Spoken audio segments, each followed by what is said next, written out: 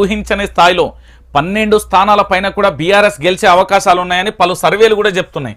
CM Revanth Reddy దొంగ అయిపోయింది.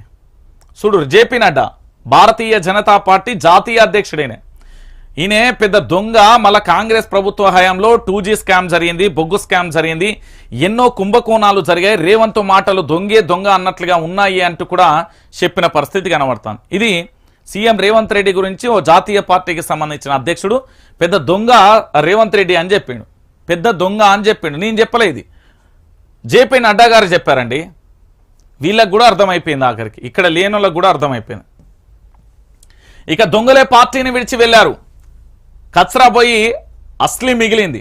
4 నెలల్లో కాంగ్రెస్ ఆగం చేసింది, ఒక్క హామీ అమలు చేయలేదు, మొలుగులో హరీష్ రావు అంటూ కూడా చెప్పిన పరిస్థితి కనబడతాను. నేనేమంటున్నానంటే తెలంగాణ బిడ్డల నికార్సైన తెలంగాణ వాదులు ఇప్పుడు కేవలం పార్టీ కోసమో లేకపోతే ఇంకా దేనికోసమో కాదు, కేవలం ప్రజల కోసం పనిచేసే నేతలు బీఆర్ఎస్ పార్టీలో ఉన్నారు. ఇన్ని రోజులున్న డస్ట్బిన్ చెత్త అంతా ఇప్పుడు డస్ట్బిన్లోకి పోయింది, అది డంపులకు కూడా చేరింది. ఇక ఇప్పుడు అసలు సిసలైన కార్యకర్తలు ఉన్నారు. ఎవరు మన వాళ్ళు, ఎవరు మందోడు అనేది కూడా తెలిసిపోయిన పరిస్థితి కనబడుతుంది.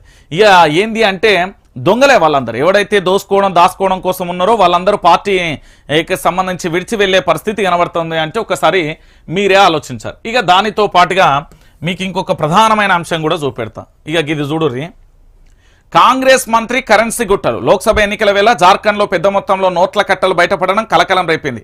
రాష్ట్ర మంత్రి కాంగ్రెస్ నేత అల్గిర్ వ్యక్తిగత కార్యదర్శి సంజీవ్ లాల్ దగ్గర పనిచేస్తున్న వ్యక్తి నివాసంలో ఈడీ జరిపిన సోదాలలో ఏకంగా 35 కోట్ల నగదు బయటపడింది.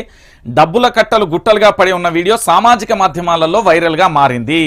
అర్థమైందా? ఇది కాంగ్రెస్ మంత్రికి సంబంధించి కాంగ్రెస్ దోపిడీ ఏ స్కామ్లో ఉంటుందంటే ఇగో ఇంత భయంకరంగా ఉంటుంది, అక్రమ సంపాదనకు సంబంధించి. ఇక నిన్న గాంధీ భవన్లో పొట్టు తన్నుకున్నారు, గాంధీ భవన్లో తన్నుకున్నారు. హైదరాబాద్ కాంగ్రెస్ సమావేశంలో రసాబస.